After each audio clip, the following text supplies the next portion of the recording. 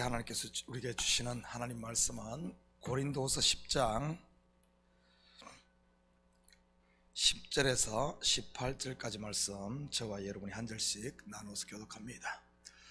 그들의 말이 그의 편지들은 무게가 있고 힘이 있으나 그가 몸으로 대할 때는 약하고 그 말도 시원하지 않다 하니,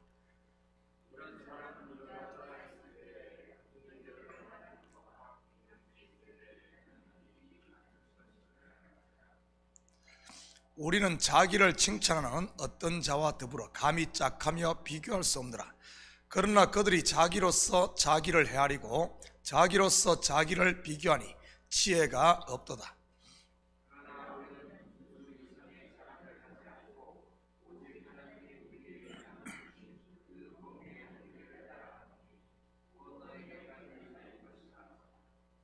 우리가 너에게 미치지 못할 자로서 스스로 지나쳐 나아간 것이 아니요 그리스도의 복음으로 너희에게까지 이른 것이라.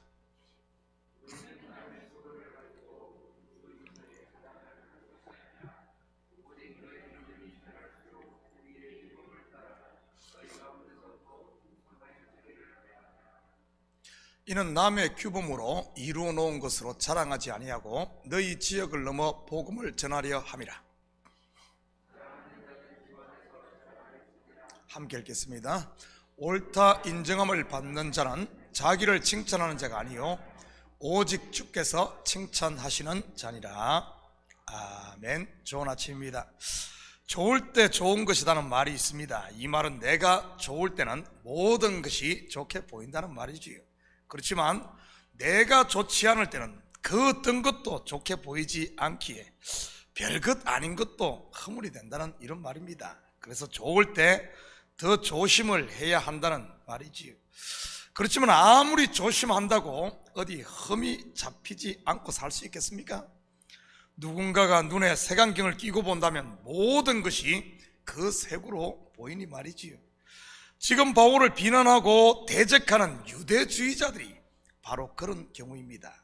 자기들의 눈에 율법이라는 들보를 끼고 보니 바울의 일거수일투족이 다 시비거린 것이지요. 흠없고 죄 없으신 하나님의 아들 예수님마저도 눈에 들보를 낀 바리새인들과 서기관들의 눈에는 어떻게 보였습니까? 안식일을 범하는 자요, 죄인들과 세리들의 친구요, 불량배로 보였던 것이지요. 지금 바울의 대적자들은 바울을 비겁자로 비난하고 있는 것입니다. 면전에서는 제대로 말도 못하면서 편지로만 큰 소리 친다고 말이지요. 그런 비난 가운데서도 바울은 자기를 증명하려고 하지 않았습니다. 왜냐하면 자기가 이방인의 사도됨을 보증하시는 이는 자기가 아니라 하나님이시기 때문이지요.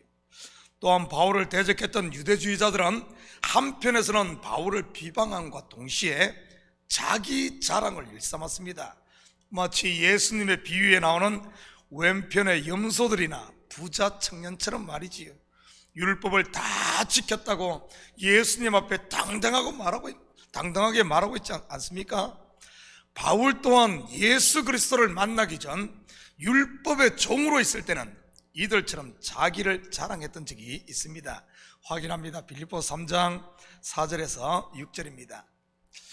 그러나 나도 육체를 신뢰할 만하며 만일 누구든지 다른 이가 육체를 신뢰할 것이 있는 줄로 생각하면 나는 더욱 그리하리니 나는 8일 만에 할례를 받고 이스라엘 족속이요 베냐민 지파요 히브리인 중에 히브리인이요 율법으로는 바리새인이요 열심으로는 교회를 박해하고 율법의 의로는 흠이 없는 자라. 우리식으로 해석을 한다면 나는 모태신앙이고 5대째 믿는 기독교 집안 사람이고 우리 할아버지가 교회를 수십 개를 세웠고 나는 술, 담배는 입에 댄 적도 없고 새벽 예배, 주일 예배 등 공예배는 한 번도 빠진 적이 없는 사람이다. 뭐 이런 말이지요. 그것이 나의 신앙의 이력서가 되고 자랑이 되는 것, 더 나아가 이런 것들이 나의 계급이 된 것 말입니다. 그래서 입만 열면 나는 이런 사람이야 하는 분들 말입니다. 그러면서 모든 교회와 목사님들을 비판하고 성도들을 정죄하며 자기만 홀로 높은 재판장의 자리에 앉아 계신 분들 말이지요. 아마 여러분들도 이런 사람들을 많이 만나 보았을 것입니다. 한마디로 자기만 잘났고 자기가 자기를 칭찬하는 분들 말입니다. 오늘 본문의 바울의 대적자들이 이러고 있었던 것입니다. 이들에 대해 바울이 무엇이라고 하는지 한번 살펴보십시다. 12절입니다. 우리는 자기를 칭찬하는 어떤 자와 더불어 감히 짝하며 비교할 수 없노라. 그러나 그들이 자기로서 자기를 헤아리고 자기로서 자기를 비교하니 지혜가 없도다. 그들과 짝하며 비교할 수 없다는 말은 그들과 똑같이 자기 자랑을 하지 않는다는 말입니다. 예를 들어 누군가 돈 자랑을 한다고 치십시다. 자기는 집이 세 채가 있고 고급차를 타며 명품이 아니면 쳐다보지도 않는다고 말이지요. 그러면서 재산을 다 합치면 한 500만 불쯤 된다고 이렇게 누군가 자랑한다고 치십시다. 이런 사람 어떻게 하면 깨갱깽하게 만들 수 있을까요? 입을 딱 닫게 만들 수 있을까요? 그냥 간단하게 이렇게 하면 됩니다. 아, 그래요? 저는 어제 아들 녀석 생일이라 가지고 제가 용돈을 1,000만 불을 주었습니다. 이러면 다시는 그 사람 앞에 돈 자랑 못할 것이 틀림없습니다. 저도 비슷한 경험이 있습니다. 선교 일로 만난 목사님인데 제가 그분과 어디를 같이 다녀오면서 하루를 같이 보낸 적이 있습니다. 저쪽 남쪽 지방에 계신 분인데 공부도 많이 하셨고 사모님께서는 또 사업을 해서 경제적으로도 여유가 있는 이런 분이셨지요. 그분 차를 타고 어디를 다녀오라고 몇 시간 같이 계속 있었습니다.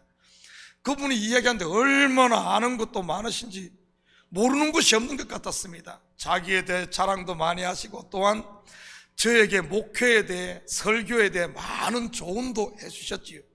하루 종일 그분의 이야기만 듣다 보니 그분이 얼마나 위대해 보이는지요. 저는 한마디도 못하고 그냥 예 하면서 맞장구만 쳤습니다. 그런 위대한 분 앞에서 무슨 말을 더 하겠습니까? 목적지가 가까워져 서로 헤어질 때가 될 때쯤 저에게 이렇게 묻더군요. 담임 목회하신 지 얼마나 되십니까?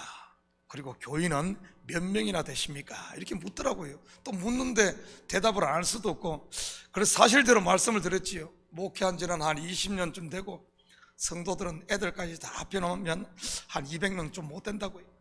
그러자 갑자기 그분의 얼굴이 벌개지면서 더 이상 말씀을 안 하시더라고요. 사실 그 목사님은 연세가 저보다 한 10살쯤은 많으셨는데 목회 경력은 저보다 한 10년 아래고 성도는 한 20명 모이는 교회였거든요. 그렇게 말씀을 많이 하시던 분이 한마디도 안 하니 제가 얼마나 미안했는지 모릅니다. 아무 생각 없이 그냥 묻는 말에 답한 것인데 그 뒤 1시간가량을 얼마나 후회했는지 모릅니다. 괜히 말해가지고 한 30분 앉아있는 것이 정말 가시방석 같았습니다. 아마 저뿐만 아니라 그분도 그랬던 것 같아요. 공자 앞에 문자 썼다는 생각이 들지 않았겠습니까? 바울은 이런 식으로 하지 않았다는 말입니다. 아마 자기를 자랑하는 대적자들 앞에 바울이 자기 자랑을 했다면 그들의 입을 당장 닫을 수도 있었지요. 왜냐하면 바울의 자랑거리가 얼마나 많습니까? 율법으로 쳐도 자랑거리가 많고 신앙으로 쳐도 자랑거리가 많고 그들이 자랑한다고 똑같이 자랑하면서 그들의 입을 막지 않았다는 겁니다. 왜냐하면 그렇게 백날 한다 할지라도 백마디를 한다 할지라도 그것은 복음에 조금도 유익이 되지 않기 때문이었지. 자기의 기준으로 자기를 높이고 자랑하는 것에 대해 바울은 지혜가 없어서 그런다고 말하고 있습니다.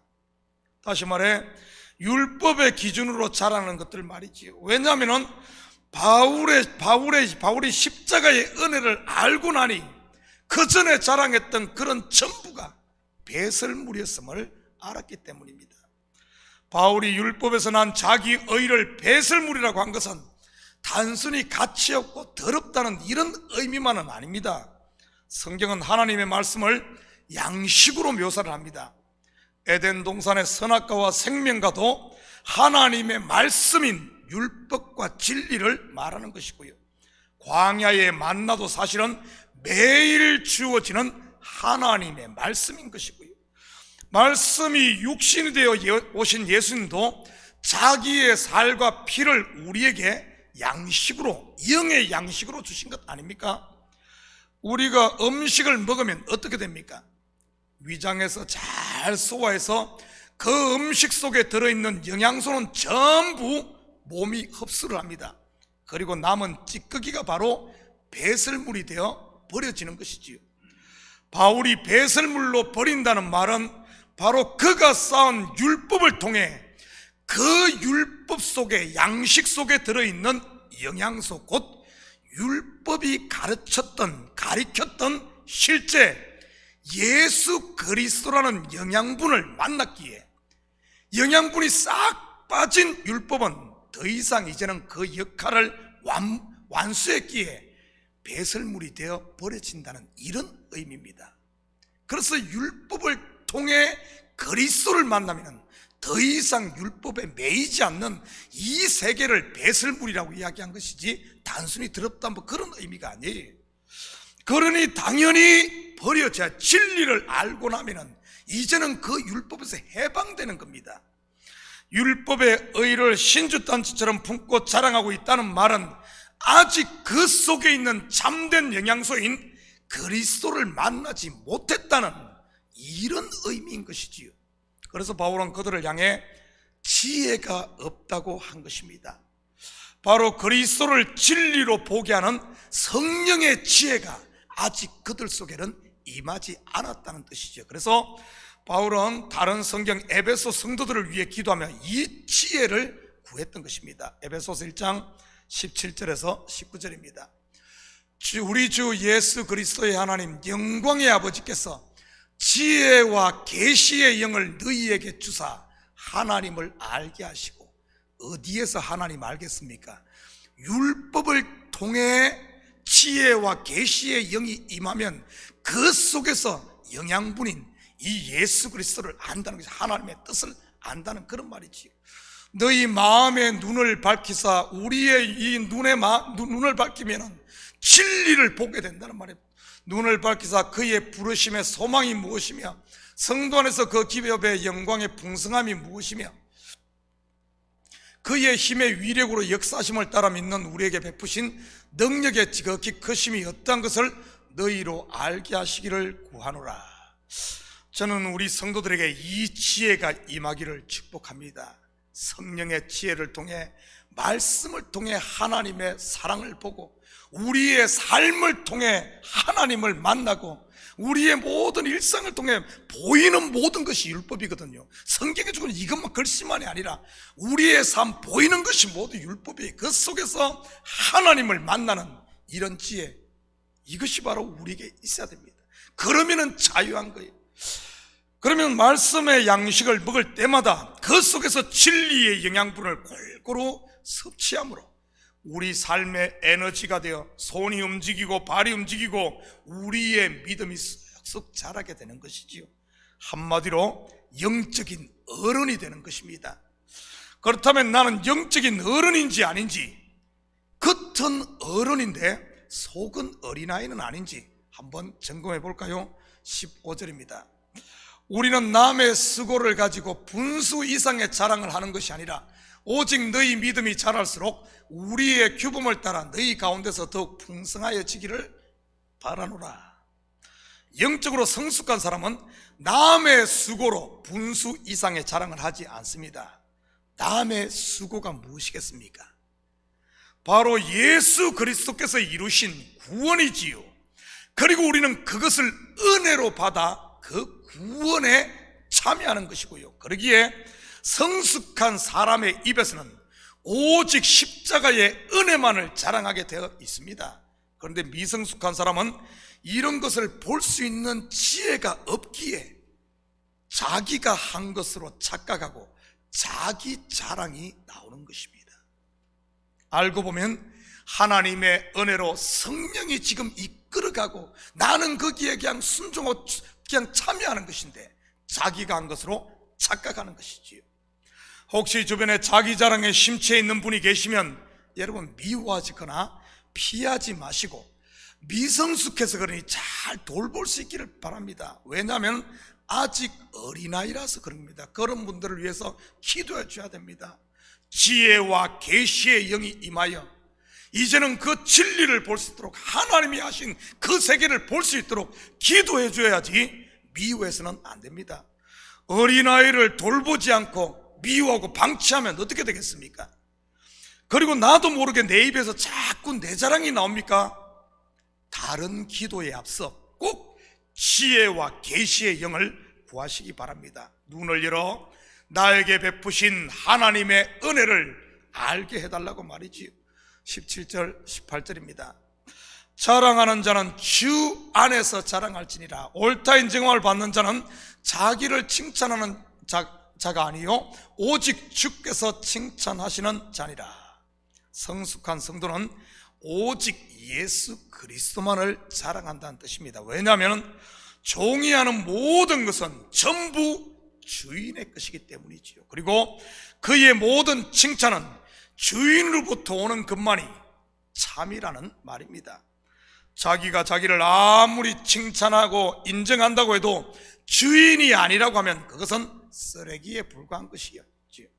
반대로 누가 뭐라고 해도 성도는 하나님이 기뻐하시면, 하나님이 칭찬하시면 그냥 그것으로 족한 것입니다.